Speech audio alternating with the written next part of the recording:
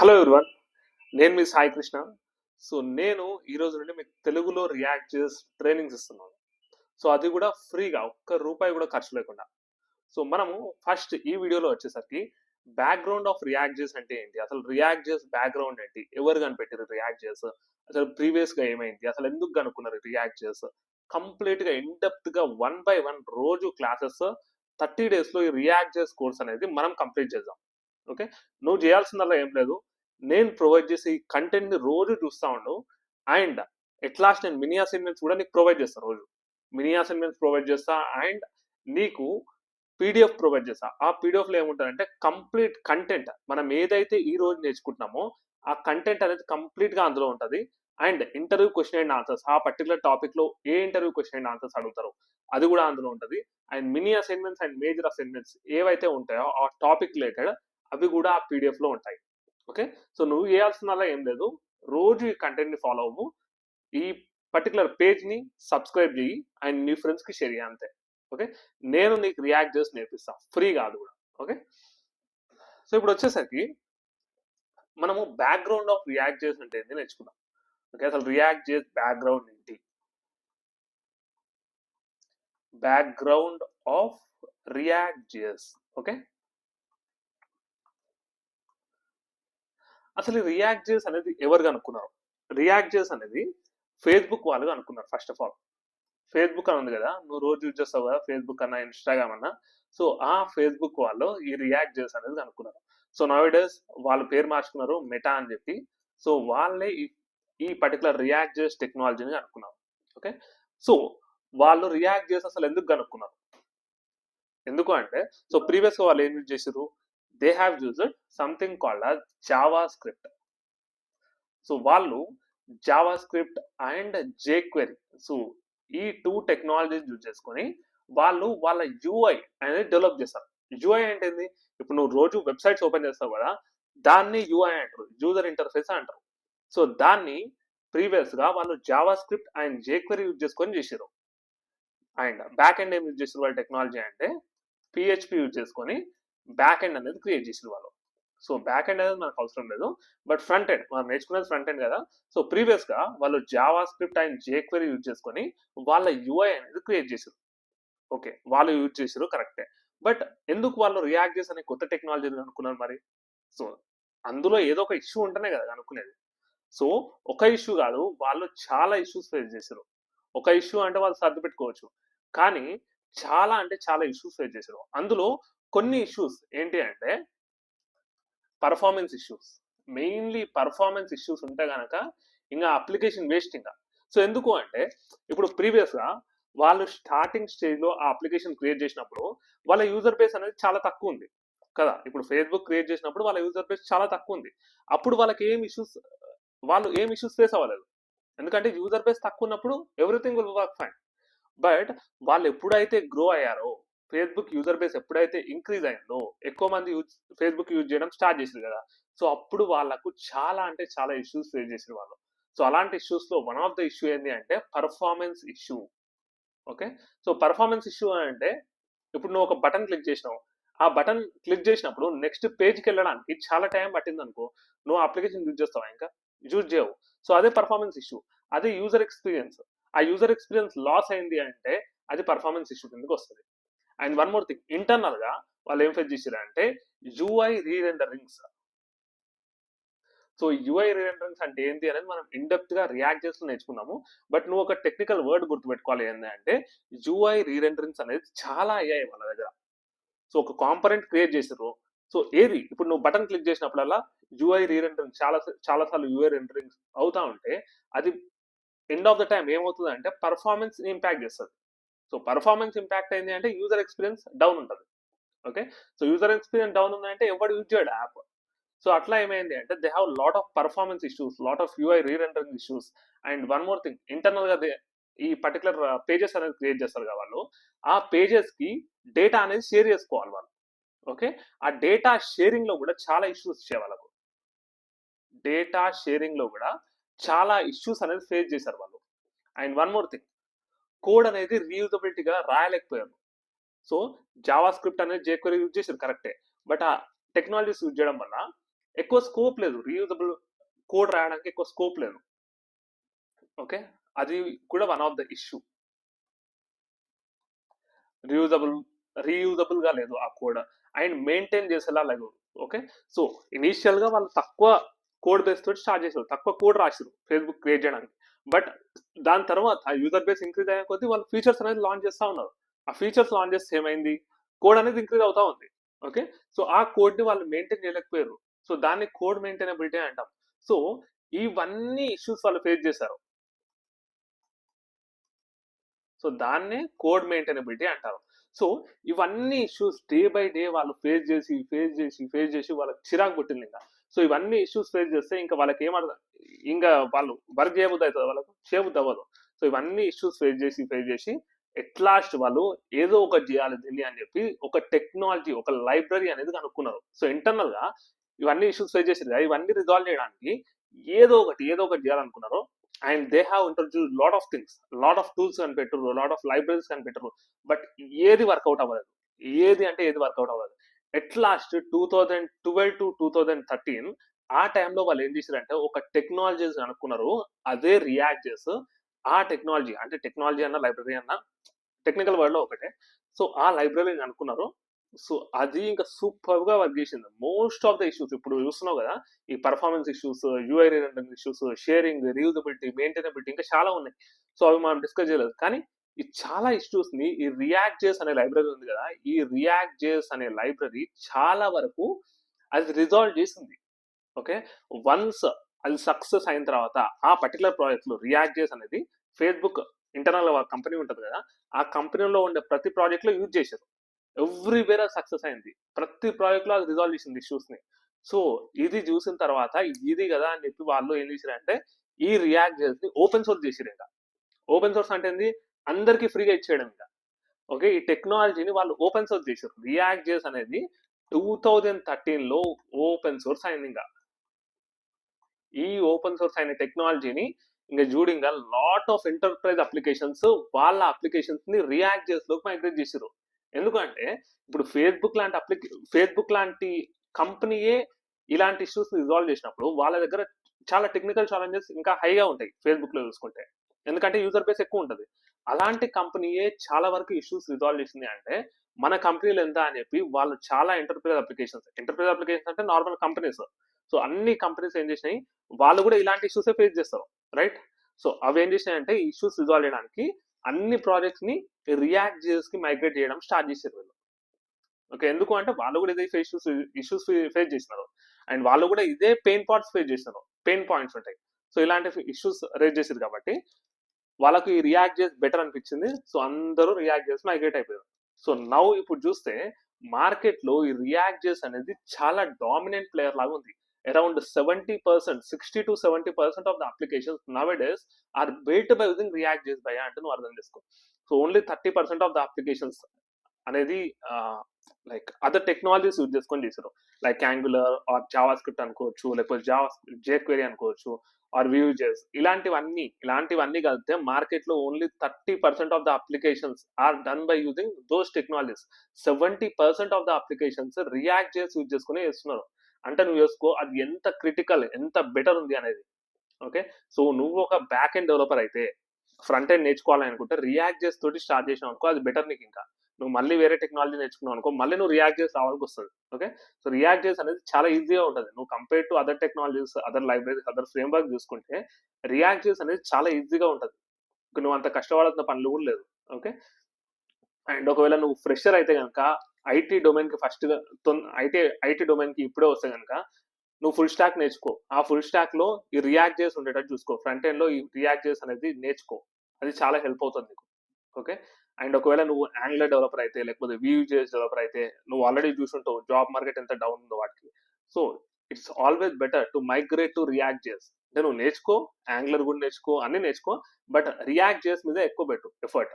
ఎందుకంటే react JS అనేది ఇప్పుడు డామినెంట్ ప్లేయర్ లాగా అయిపోయింది మార్కెట్ లో. ఈవెన్ నువ్వు నౌకరీ ప్రొఫైల్ చూస్తే, నౌకరీ ఓపెన్ చేయి, సర్చ్ చేయి, రియాక్ట్ అని ఉన్నాయి, వేరే టెక్నాలజీస్ ఉన్నాయని చూసుకో, రియాక్ట్ అనేది డామినేటింగ్ గా ఉంటుంది. ఓకే, బ్యాక్ ఎండ్ లో జావా ఎట్లుంటుందో రియాక్ట్ జేఎస్ అనేది ఫ్రంట్ ఎండ్ లో అట్లా ఉంటుంది. ఓకే, సో అందుకనే ఈ రియాక్ట్ జేఎస్ నేర్చుకుంటే చాలా హెల్ప్ అవుతుంది. ఓకే, సో ఇది about the background of react JS.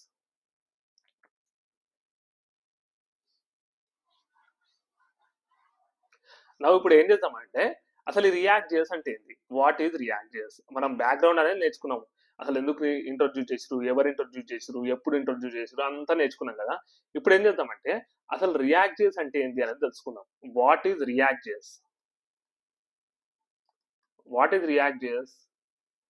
React JS అనేది React JS is JavaScript based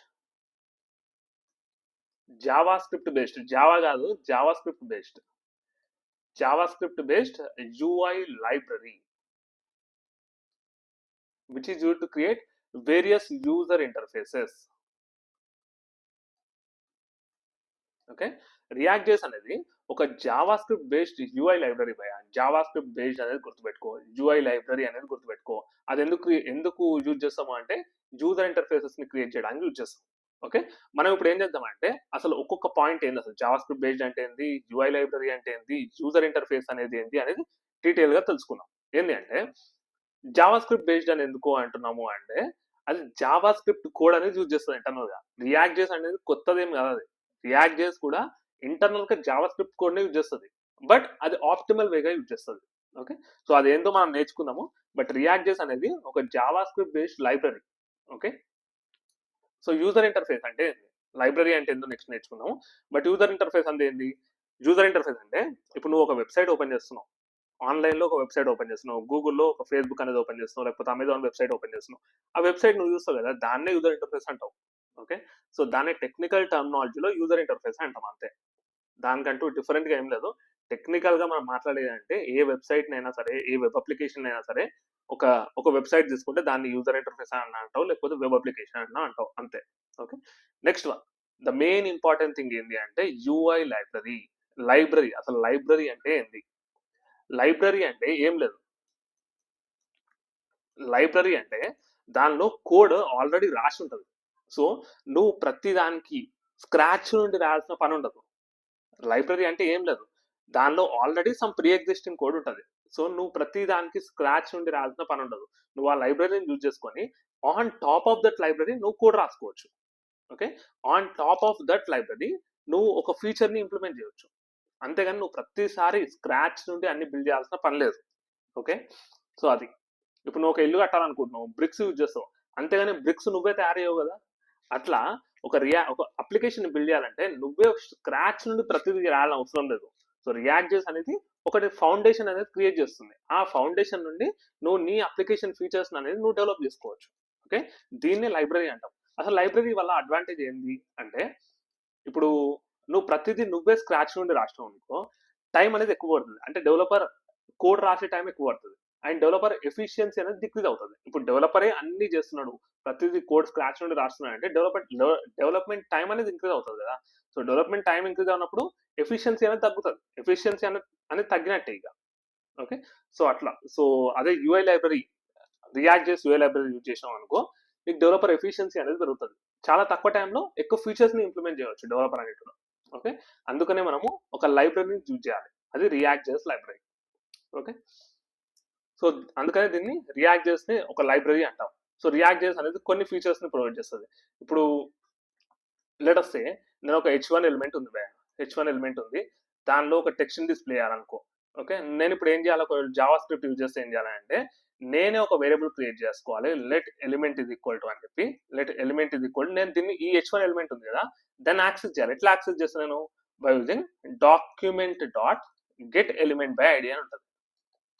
ఒక మెథడ్ ఉంటుంది, ఏం లేదు, గెట్ ఎలిమెంట్ బై ఐడి అనే మెథడ్ ఉంటుంది. దాన్ని యూజ్ చేసుకొని నేను ఈ పర్టికులర్ ఐడిని యూజ్ చేసుకొని ఈ H1 ఎలిమెంట్ ని యాక్సెస్ చేస్తాను. నా ఇప్పుడు ఏం చేయాలనుకుంటాను, నేను ఈ ఎలిమెంట్ యొక్క బ్యాక్గ్రౌండ్ కలర్ ని చేంజ్ చేయాలనుకుంటున్నాను. ఎట్లా చేయాలి? నేను ఎలిమెంట్ డాట్ బ్యాక్గ్రౌండ్ కలర్ ఇది ఈక్వల్ టు సంథింగ్ రెడ్ అని పెడతా. అదే ఒకవేళ నేను ఎలిమెంట్ ఫంట్ సైజ్ ని చేంజ్ చేయాలనుకో, ఇప్పుడు H1 ఎలిమెంట్ ఉంది కదా దాని సైజ్ ని తగ్గాలనుకుంటా, అప్పుడు నేను ఏం చేస్తా, ఎలిమెంట్ డాట్ ఫంట్ సైజ్ అని ఉంటుంది. సో ఆ ఫంట్ సైజ్ అట్రిబ్యూట్ ని మళ్ళీ ఇక్కడ చేంజ్ చేస్తా 26 పిక్సెల్స్ అని చెప్పి. లెటస్తే నేను ఒక ఎలిమెంట్ యొక్క కలర్ ని చేంజ్ చేయాలనుకుంటున్నా. కలర్ ని చేంజ్ చేయాలనుకుంటే నేను మళ్ళీ ఇంకోటి బ్లూ ఇట్లా యాక్సెస్ చేస్తా. లెటస్తే నాకు ఇట్లా 10 ఉన్నాయనుకో, 10 ఇలాంటి చేంజ్ చేయాల్సినవి 10 ఉన్నాయనుకో, నేను ప్రతి దానికి ఇట్లా రాసుకుంటూ వెళ్ళిపోతా. అదే ఇప్పుడు చూడు, నువ్వు ఒక ఎలిమెంట్ని ఏదైనా మాడిఫై చేయాలంటే నేను ఇంత కోడ్ రాయాలి. అదే రియాక్ట్ చేసి ఏం చేస్తుంది అంటే నాకు సెట్ స్టేట్ అనే ఫంక్షన్ ఒకటి ప్రొవైడ్ చేస్తుంది. ఈ సెట్ స్టేట్ లో నేను రెడ్ అని పెట్టినా అనుకో డైరెక్ట్ ఆటోమేటిక్గా అదే చేస్తుంది పని. ఓకే, డైరెక్ట్ రెడ్ కలర్ గా బ్యాక్గ్రౌండ్ ని మార్చేస్తుంది. ఇక్కడ నువ్వేం చేయాలంటే నువ్వే మాన్యువల్ గా ఆ పర్టికులర్ ఎలిమెంట్ ని యాక్సెస్ చేయాలి by using document dot get element ID. అంటే నువ్వే మాన్యువల్ గా యాక్సెస్ చేస్తున్నావు, నువ్వే దాన్ని అప్డేట్ చేస్తున్నావు, అండ్ నువ్వే దాన్ని డామ్ లో అప్డేట్ చేస్తున్నావు. ఓకే, నువ్వే మాడిఫై చేస్తున్నావు, నువ్వే యాక్సెస్ చేస్తున్నావు, నువ్వే అప్డేట్ చేస్తున్నావు. వేరే అది రియాక్ట్ చేస్తూ చూసుకుంటాను, రియాక్ట్ చేసి అనేది కొన్ని మెథడ్స్ ని ప్రొవైడ్ చేస్తుంది మనకు. Okay, it will provide some inbuilt functions and methods. By using this we can implement. So ఇప్పటి వరకు మనం నేర్చుకున్న దాంట్లో మనకు ఇంటర్వ్యూలో ఏం అడగచ్చు తెలుసా, వాట్ ఈజ్ రియాక్ట్ చేసి అని అడుగుతాడు. వాట్ ఈజ్ రియాక్ట్ చేసి అంటే నువ్వు కొన్ని చెప్పొచ్చు. ఏంటి అంటే రియాక్ట్ చేసి Java script based library which is use to create the user interface అని చెప్తావు. ఇప్పుడు వాళ్ళు ఏం అడగొచ్చు అంటే ఇప్పుడు నువ్వు లైబ్రరీ అనేది మెన్షన్ చేసినావు కదా, వాడు పక్క నేను ఏమడుగుతాడు లైబ్రరీ అంటే ఏందో అడుగుతాడు. ఇప్పుడు నువ్వు ఈ లైబ్రరీ అంతా గురించి ఎక్స్ప్లెయిన్ చేయవచ్చు. సో ఇట్లా నువ్వు ఏం చేయాలి అంటే ఒక ఇంటర్వ్యూర్ నీ ఇంటర్వ్యూ తీసుకున్నాను అనుకో, అతని టైం ఎట్లా కిల్ చేయాలి అనేది నువ్వు ఫోకస్ చేయాలి. ఇప్పుడు నువ్వు రియాక్ట్ చేసి అంటే ఏంటి అని అడిగినప్పుడు లైబ్రరీ ఇలాంటి కీవర్డ్స్ యూజ్ చేసినావు అనుకో పక్కా వన్ మైండ్ అక్కడికి వెళ్తుంది. ఓకే, సో అలాంటప్పుడు నువ్వు యూటిలైజ్ చేసుకోవాలి దాన్ని. అప్పుడు నువ్వు ఏం చెప్పాలి, లైబ్రరీ అనే దాంట్లో ప్రీ ఎగ్జిస్టింగ్ గా కొంచెం కోడ్ ఉంటుంది. ఓకే, సో దాన్ని యూజ్ చేసుకొని మనం మన ఫీచర్స్ ఏవైతే ఉంటాయో ఆ features on top of that library మనం క్రియేట్ చేస్తాం. సో దట్ మన టైం అనేది తక్కువ కన్జ్యూమ్ చేస్తాం. సో మనం ప్రతిదీ స్క్రాచ్ నుండి రాసలేం కాబట్టి లైబ్రరీని యూజ్ చేసుకుని టైం కన్జంప్షన్ తక్కువ అవుతుంది అని చెప్పి అంతే. ఓకే, సో కొంచెం యూనిక్ గా చెప్పాలి అంతే. ఎప్పుడైనా ఇంటర్వ్యూస్ వెళ్ళినప్పుడు ఇంటర్వ్యూలో ఆన్సర్ యూనిక్ గా చెప్తే కనుక పక్కదాన్ని క్రాక్ అయ్యే ఛాన్స్ అనేది ఉంటుంది. ఓకే, సో నెక్స్ట్ థింగ్ మనం ఏం నేర్చుకున్నాము అంటే సో రియాక్ట్ జేఎస్ యొక్క ఫీచర్స్ ఏంటి అనేది నేర్చుకున్నాం. ఇది కూడా one of the most important topic భయ. ఇంటర్వ్యూస్ లో పక్కా అడిగే ఛాన్స్ ఉంటుంది. React JS features of react JS అంటారు. ఓకే, సో ఒక రియాక్ట్ జేఎస్ ఇంటర్వ్యూకి వెళ్తే మాత్రం పక్కా ఈ ఫీచర్స్ ఏంది భయ అని అడుగుతాను నేను. ఓకే, నువ్వేం చెప్పాలి అంటే first React JS is use to build single page applications. Okay, so it uses component based architecture. React JS uses component based architecture.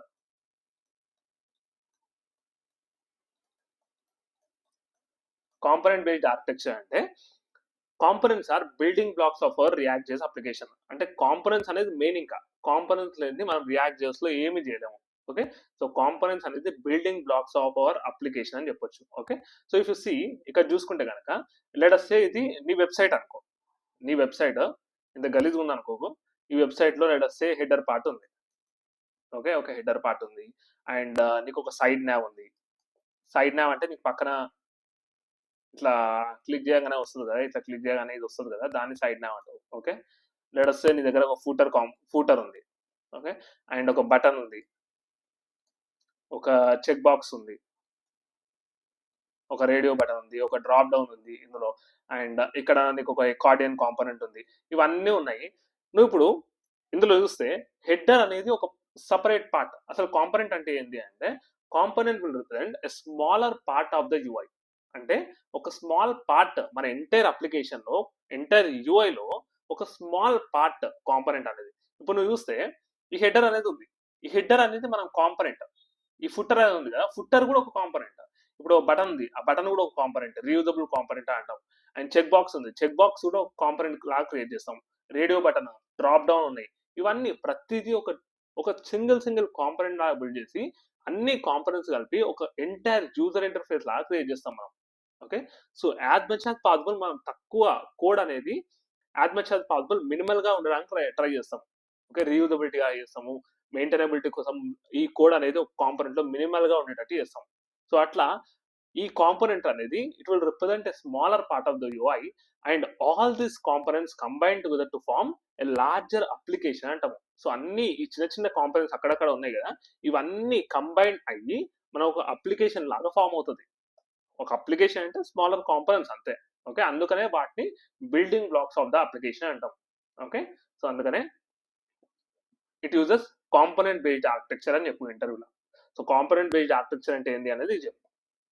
Next one ఏంటిది, so it uses single page, it is use to create the single page application. Okay, it is used to create single page application. So మనం single page application అంటే ఏంది and multi page application అంటే ఏంది అనేది in detail గా మనం నేర్చుకుందాం. నేను నీకు నేర్పిస్తా.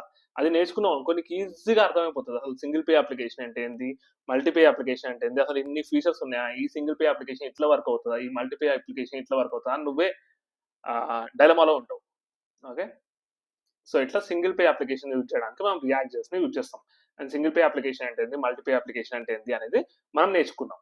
నెక్స్ట్ థింగ్ ఏంటంటే జేఎస్ఎక్స్. జేఎస్ఎక్స్ అంటే జావా స్క్రిప్ట్ ఎక్స్ఎంఎల్. ఏం లేదు, జేఎస్ఎక్స్ అంటే మనం తర్వాత ఈ కాంపోనెంట్స్ గురించి ఇన్ డీటెయిల్ గా నేర్చుకుందాము. కాంపోనెంట్స్ గురించి అయినా సరే, ఈ జేఎస్ఎక్స్ గురించి అయినా సరే ఇన్ డీటెయిల్ గా నేర్చుకుంటాం. కానీ ఇప్పుడు ఏంటంటే ఆ ఫీచర్స్ ఏమున్నాయి, మెయిన్ ఫీచర్స్ ఏమున్నాయి రియాక్ట్ చేస్తానని నేను చెప్తున్నా అంతే. జేఎస్ఎక్స్ అంటే జావా స్క్రిప్ట్ ఎక్స్ఎంఎల్. జేఎస్ఎక్స్ అనేది జావా స్క్రిప్ట్ ఎక్స్ఎంఎల్. ఈ జేఎస్ఎక్స్ ని యూజ్ చేసుకొని మనము మన HTML like code Java script code లో రాస్తాం మనం. ఓకే, జావా స్క్రిప్ట్ ఫైల్లో మన హెచ్టిఎంఎల్ లైక్ కోడ్ రాస్తాం, అంతేగాని హెచ్టిఎంఎల్ కోడ్ రాయం. ఓకే, ఈ జేఎస్ఎక్స్ అనేది the code which is similar to HTML. ఇది మనం గుర్తుపెట్టుకోవాలి. By using this JSX we can write the code which is similar to HTML in our JavaScript file. Okay, so ఇది నువ్వు చెప్పాలి. అప్పుడు interviewer ఏమడుగుతాడు, okay HTML code నువ్వు Java script రాస్తావా అని అడుగుతాడు. అప్పుడు నువ్వేం చేయాలంటే హెచ్టిఎంఎల్ కోడ్ కాదు భయ్యా, జేఎస్ఎక్స్ లో జావా స్క్రిప్ట్ రాసేది హెచ్టిఎంఎల్ లైక్ కోడ్ అని చెప్పి, అంటే code which is similar to HTML అని చెప్పాలి. అక్కడనే వాడు అంటే నిన్ను ట్రిక్కీ క్వశ్చన్ అడగడానికి ట్రై చేస్తాడు. అప్పుడు నువ్వు ఇలాంటి ఆపర్చునిటీ యూజ్ చేసుకొని కరెక్ట్ ఆన్సర్ చెప్పాలి. అట్లాంటి టైంలో నువ్వు ఇంటర్వ్యూ క్రాక్ చేయవచ్చు. Okay, so by using this JSX we can write the code which is similar to HTML in a JavaScript file. HTML like code అని ఎందుకు అంటున్నా అంటే ఒక సింపుల్ థింగ్ నేను చెప్తా. HTML లో నువ్వు ఒక స్టైల్ ని ప్రొవైడ్ చేయాలంటే ఒక ఎలిమెంట్ కి నువ్వు క్లాస్ అనేది యూజ్ చేస్తావు. అదే రియాక్ట్ లో ఏం యూజ్ చేస్తావు, క్లాస్ నేమ్ అనేది యూజ్ చేస్తావు. So class name attribute are ప్రాపర్టీని యూజ్ చేస్తావు. అదే HTML లో నువ్వు ఒక ఈవెంట్ ని బైండ్ చేయాలంటే ఆన్ చేంజ్ సంథింగ్ ఇట్లా రాస్తావు. వెరాజ్ ఈ రియాక్ట్ చేసి రాస్తావు ఆన్ చేంజ్ అని రాస్తావు. ఇప్పుడు చూస్తే సి అనేది క్యాప్స్ ఉంది, ఇక్కడ ఓ అనేది స్మాల్ ఉంది, సి అనేది క్యాప్స్ ఉంది. వెరాజ్ ఇక్కడ ఓ అనేది స్మాల్ ఉంది, సి అనేది స్మాల్ ఉంది. సో ఇట్లా డిఫరెన్సెస్ ఉంటాయి, కొంచెం డిఫరెన్సెస్. అందుకని నేను సిమిలర్ టు HTML అన్నా, అంతేగాని కంప్లీట్ డిఫరెంట్ అనలేదు. సిమిలర్ టు HTML కోడ్ ని మనం జావా స్క్రిప్ట్ ఫైల్ లో రాస్తాం అంతే. Okay, next thing, it uses virtual DOM. ఈ వర్చువల్ డామ్ అనేది భయ్య చాలా ఇంపార్టెంట్. అసలు virtual DOM and reconciliation concept. So నువ్వు ఎక్కడ చదివినా ఈ రీకాన్సిలియేషన్ కాన్సెప్ట్, ఈ వర్చువల్ డామ్ అనేది ఎవ్వరు సరిగ్గా ఎక్స్ప్లెయిన్ చేయడు. నేను నీకు ఎక్స్ప్లెయిన్ చేస్తా. ఈ రీకాన్సిలియేషన్ కాన్సెప్ట్ ని చాలా మందికి అసలు ఇంటర్వ్యూస్ ఫెయిల్ అవుతాయి. ఎందుకు అంటే రీకాన్సిలియేషన్ కాన్సెప్ట్ సరిగ్గా ఎక్స్ప్లెయిన్ చేయకపోతే వాడు రియాక్ట్ అర్థం కాలేదు అని.